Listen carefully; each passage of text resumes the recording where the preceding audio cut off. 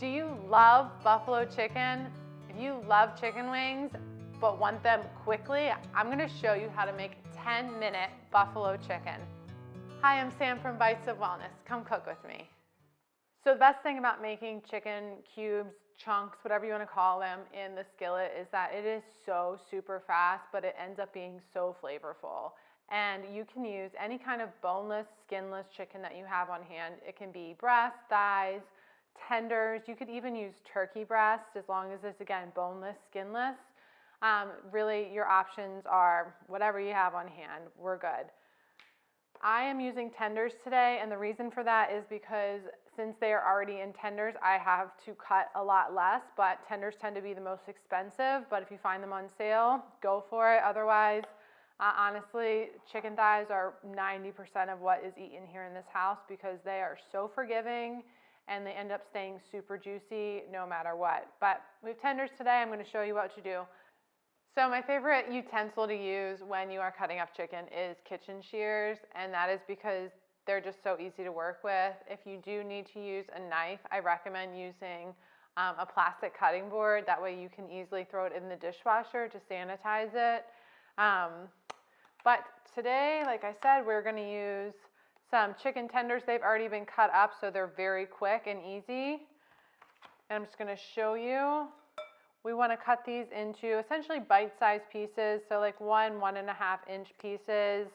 And this is why I like using the kitchen shears, because it's just so simple to just cut them up, trim off any bad parts.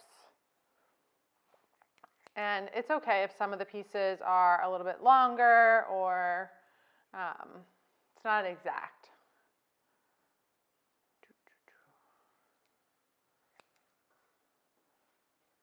And if you don't love touching chicken, you can wear gloves for this.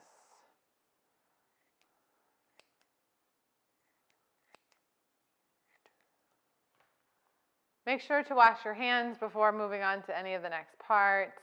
I'm going to put the chicken to the side for just a second, and we're going to make the buffalo sauce. So for this recipe, I'm using hot sauce. Use whatever your favorite brand is.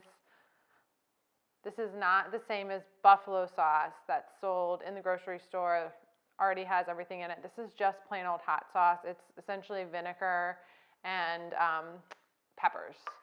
So I love this hot sauce from Aldi. It's a dupe on Frank's Red Hot. I love Frank's Red Hot as well. This is a little bit more budget friendly, and the ingredients are almost exactly the same. So if you see this in the store, grab a couple of bottles for sure. Back to making our own buffalo sauce. So typically buffalo sauce is butter melted with this just hot sauce, stirred together, thrown over chicken.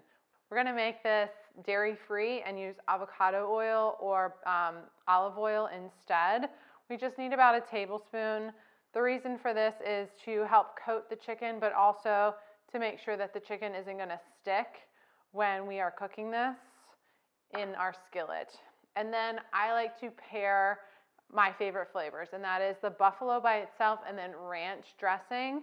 So to do that, I'm going to add all of my favorite ranch seasonings to this buffalo sauce. So for this today, I'm using chives, parsley, dill, and salt. I also like to use garlic powder, but I'm out, so we're just going to add that right in. And then we just have to stir this up.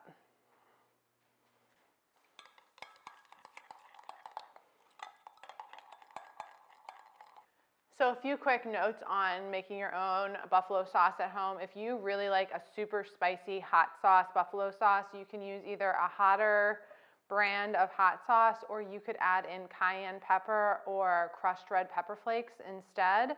If you want to dial down the heat, you can add a little bit more of the olive oil or avocado oil, or you can add in a touch of maple syrup or something like that. That'll help offset some of the heat. So it's really up to you how spicy or not spicy you want this dish to be. Also, another thing to think about is what you're going to pair it with. So pairing it with something like rice or potatoes will have something else to kind of take down that spice. So this is the easiest recipe ever. Take your hot sauce mixture, buffalo sauce I should say, and pour it over the chicken. You're going to take all of it at once. Stir the chicken up, make sure everything is well coated. And it's going to look soupy, and that's okay. So we're going to cook all of this together. It'll give the chicken a chance to really absorb those flavors while it's in the skillet.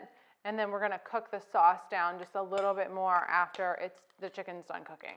I'm going to show you a trick to see if your skillet is hot enough. You want to make sure to preheat your skillet so that it is hot, so when the chicken is added, it will start to sear immediately.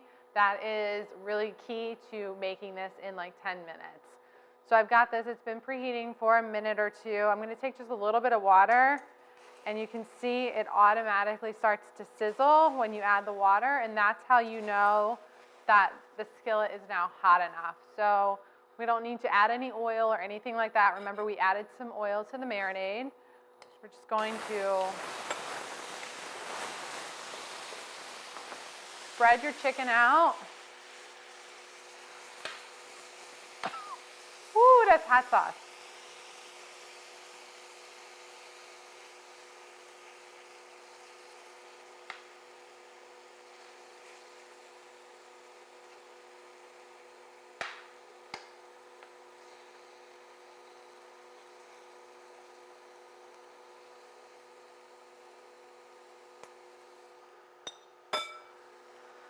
So this may be the most important part of all of this. After your chicken is in the hot skillet, I need you to completely restrain yourself for 5 minutes. Do not touch the skillet for any reason. Let the chicken sear. So 5-minute timer. This has been about 5 minutes, and I have to admit, this is a little bit hotter than I'm used to, but it'll work perfectly.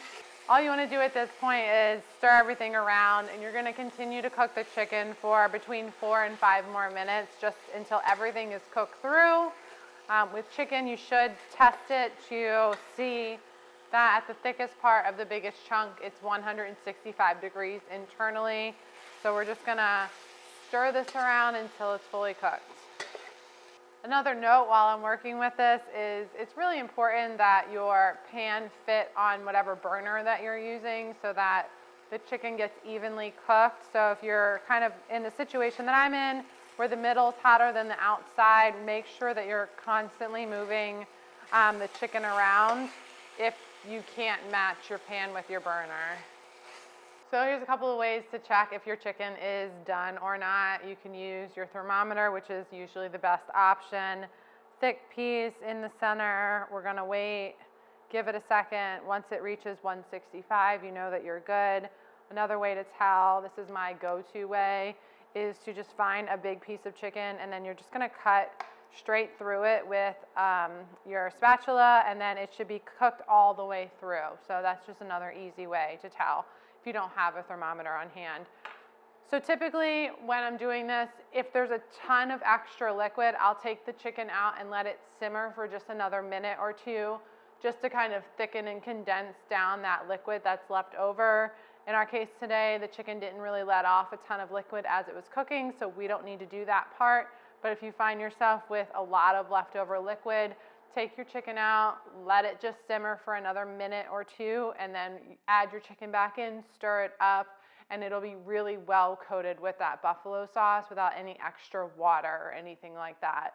So this is ready to serve. It took about 10 minutes outside of cutting the chicken down. It's a really easy and simple way to get dinner on the table really quickly. I'm going to give you some quick ideas on how to serve this buffalo chicken. My favorite way is with homemade dairy-free ranch dressing. Just dip it right in, maybe have some carrots and celery on the side.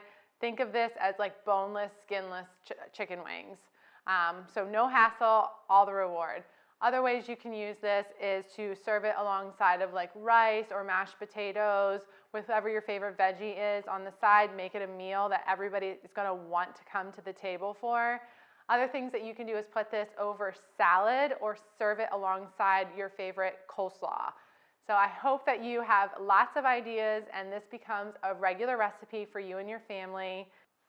If you love super simple, easy recipes, make sure that you go ahead and give us a follow, subscribe, and find us on all your favorite social media platforms.